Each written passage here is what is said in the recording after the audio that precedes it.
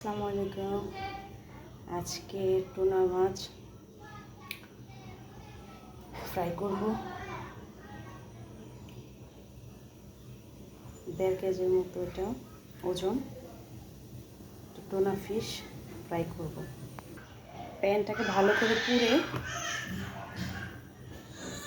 দিয়ে দিচ্ছি তেল।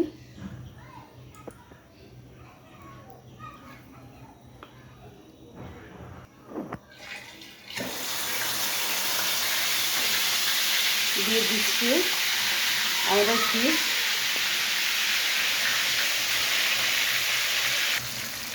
দেখেন আমাদের মাছটা হয়ে যাচ্ছে। হ্যাঁ গাইস, দেখেন আমাদের মাছের কালারটা কি সুন্দর আসছে, মাশাআল্লাহ।